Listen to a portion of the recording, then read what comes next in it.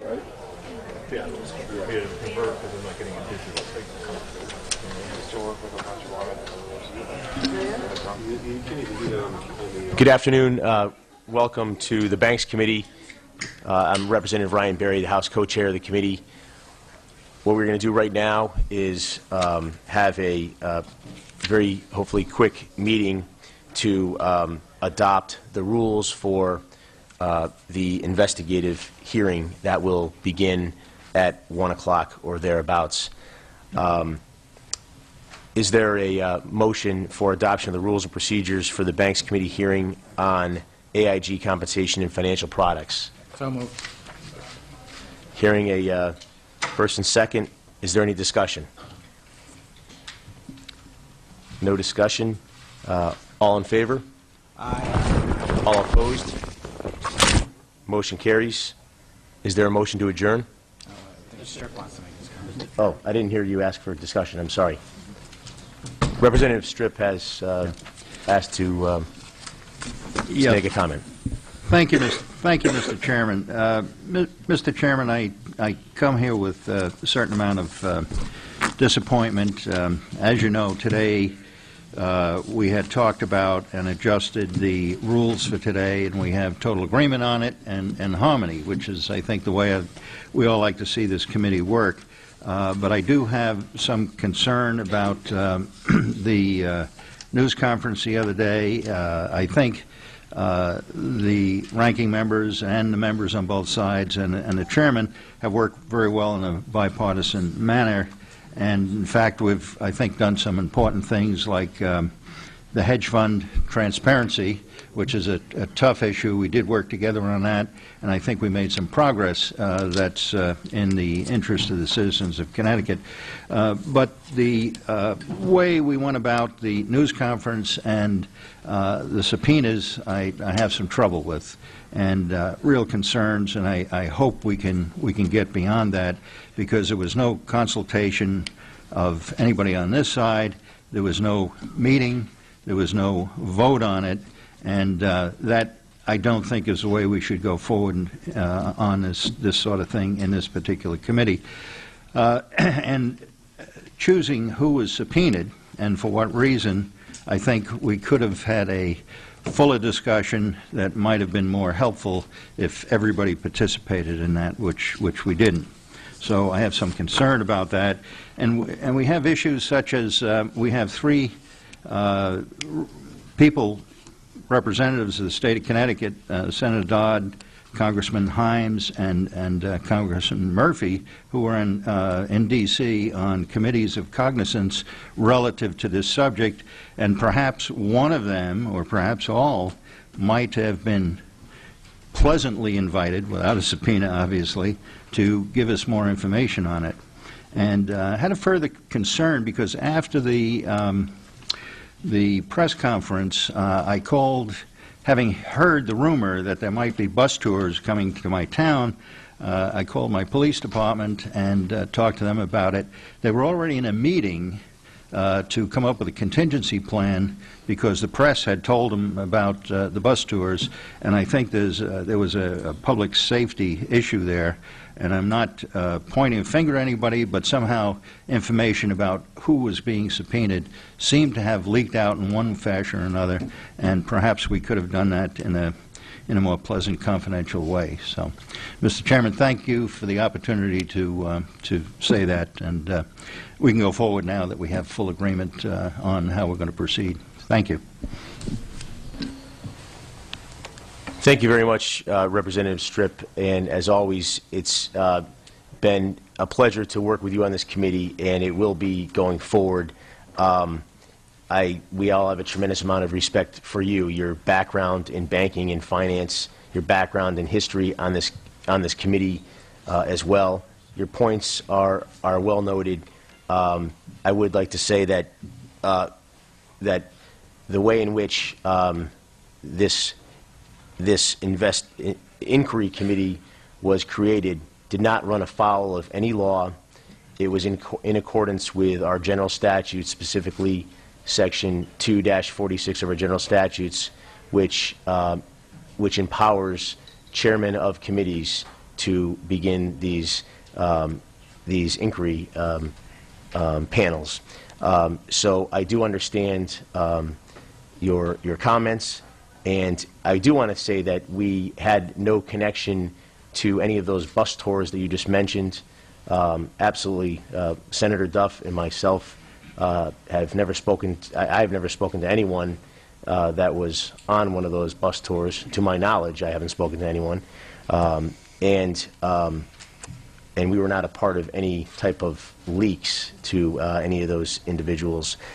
So, with that being said, I appreciate your comments, and I would like to just note that prior to this hearing, prior to this meeting, we did have a discussion between the parties, especially Representative Stripp and myself, and we did agree to have the rules that are before us today indicate that when public notice is given of the date, time, and place of a committee hearing within the scope of this inquiry, we're going to give 24 hours notice in advance of the hearing, but upon agreement of the co-chairs and the ranking minority members of the committee, notice may be provided as soon as practicable before the commencement of the hearing.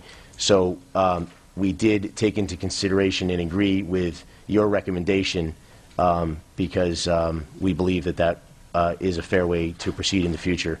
So I thank you for working cooperatively with us. Thank you, Mr. Chairman. Senator Cain. Thank you, Mr. Chairman. If I may, just to add to that a bit, may I ask questions of the chair in regards to the process of today? Certainly. Just curious, along the same lines of Representative Stripp, is how were subpoenas issued for today's meeting? You know, the lineup, if you will, for lack of a better term, of the people chosen, how was that done?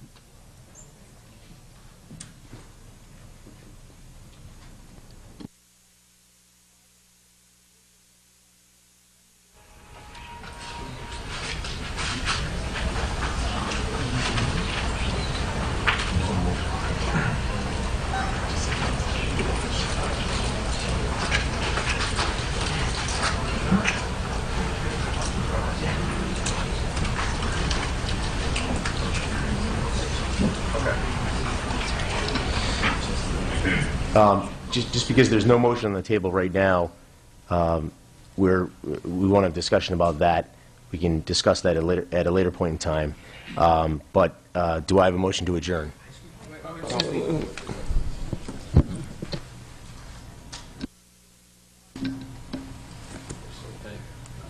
Representative Harkins. Thank you, Mr. Chairman. Just to follow up on some of the comments that Representative Stripp had made, I was unaware of what this committee was doing, other than what I was reading in the paper, that they had an intention on holding this type of hearing. They were going to subpoena employees of AIG. I never received any information to myself or my legislative assistant about the time or place of a meeting or about the process. And I was just wondering why we weren't notified about what was happening and why we had to read about it in the paper as opposed to being notified by the committee itself. Thank you, Representative. We had, once we had our press conference on Friday and issued the subpoenas, we saw Representative Stripp and I left a message for Senator Cain at that point. We believe proper notice was given, as defined by the rules, through our clerk to legislators who are on this committee and their aides. So if there wasn't proper notice, then we'll have to discuss that, I guess. But we do believe that proper notice was given in a timely way. Now, I will say that up until the last minute, we weren't sure if we were going to have the hearing and who would be testifying. We did come to an agreement yesterday at about 11 o'clock a.m., and probably we sent out notice after that to let people know. We posted the agenda as per the rules. The reason why I make the comment is this hearing or investigation has drawn a lot of attention. And in the past, I mean, we have had a great committee. We've always worked in a bipartisan fashion. We've always shared information. I just found myself at a loss, and I spoke to some other members that, you know, we're watching the news and reading it in the paper, but we're not being informed officially. And you're right. I mean, we were notified yesterday, but not until about mid-afternoon that we were actually going forward with this meeting. So it seems, you know, it's just a little difficult for some of the members to have to read about it in the paper and not be notified or at least talk to about the process, what is actually occurring, who is being subpoenaed, why, who is going to appear, if anybody. So that was just a concern, and you know, we've always had a great relationship as far as sharing information. I just felt like we were left a little bit behind this time as far as being in the know about what was going on here today. The other statement, or the other question I have is just about those who were invited. And one of the concerns I have is this bailout was done by the federal government. Do the chairs have any commitment or any will to invite Senator Dodd here or members of the Banking Committee to come and let us know what their thoughts are on the bill and why they actually voted for this?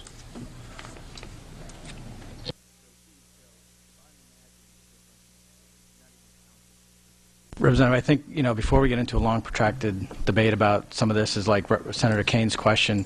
There's no question on the floor right now.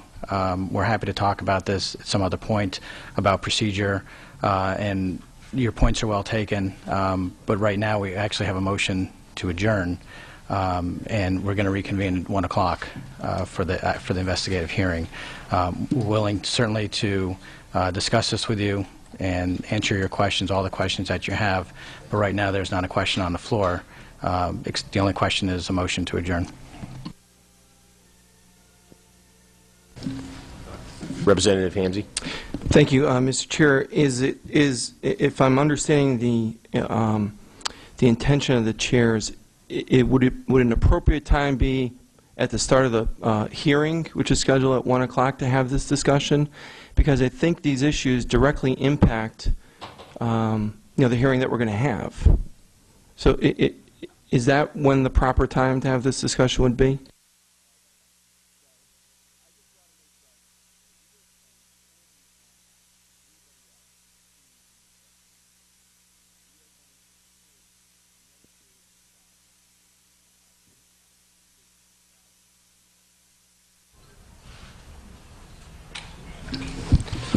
Representative Hamzy, I think the time to have that discussion, there will be a time to have that discussion, but it won't be at 1 p.m. Are we going to continue this hearing and have another meeting as a follow-up to this, or when would the appropriate time be? And I'll share with you the concerns. I mean, we spoke yesterday about some of the concerns that we had. Is that subpoenas were issued and a hearing was called for by the co-chairs, which you are absolutely right, that is proper according to our state statutes. However, it's been reported in every media outlet that this is a Banks Committee proceeding, when in fact it's really not. The subpoenas were issued by the co-chairs pursuant to our state statute, and as members of this committee, we have questions as to what was the thought or what was the process that was used in order to get us to this point, so that we have an understanding of, all right, what's the scope of this hearing, what's the objective, is it proposed legislation, what is it, how are the people chosen to be subpoenaed? I think those are all legitimate and valid concerns as members of this committee that will be conducting this proceeding. That's, I guess, the background or the reasons why we have these questions. And I understand, Representative Hamzy, and we've had some discussions. I know with you. You may have with Senator Duff, but there's no motion pending right now, and I'd like to just move forward. And we will have a representative of AIG here today to ask a lot of questions based on documents that have been provided to us. Well, if I can make a motion to open the agenda, I would make that motion.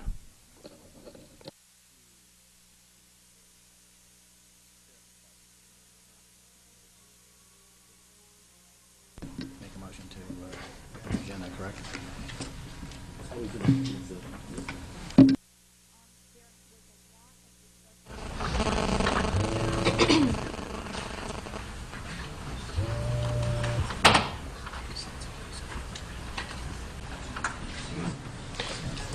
Representative Fry? Thank you. Did we resolve Representative Hamsey's question first, or we're moving forward? Okay, thank you. I had raised my hand before, really to ask a question on the process, and I get the sense that you want to move to adjourn. Are you saying that we're not going to have an opportunity to question the process during the committee meeting? Excuse me? Yeah, correct. Not the hearing. In other words, I had a really, so we can't question the process during the committee meeting. We can ask those questions at the start of the public hearing, or we can't ask those questions. There's a motion to adjourn pending right now. I never heard a second, so I thought we were still in order. I had raised my hand earlier.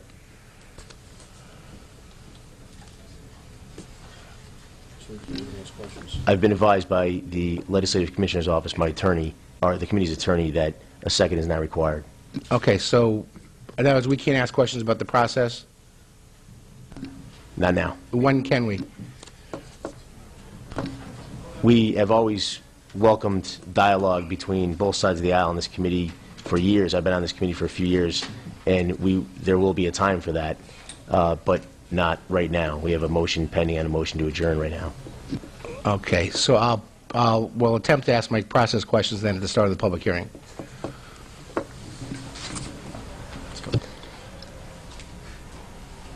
Senator Cain. Thank you, Mr. Chairman. May I ask that the motion to adjourn be done by a roll call vote? You can ask that. You're requesting that? Yes. Yes.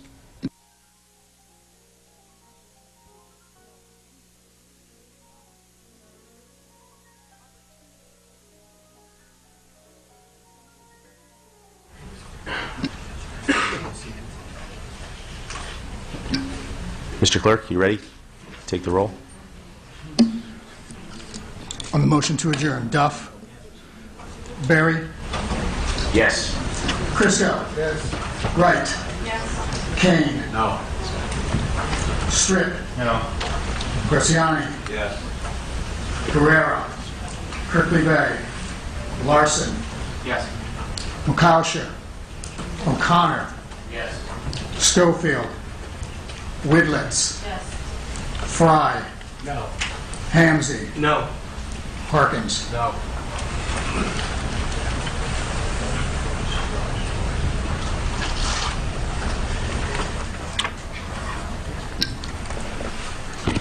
Mr. Clerk, when you're ready, could you please announce the tally?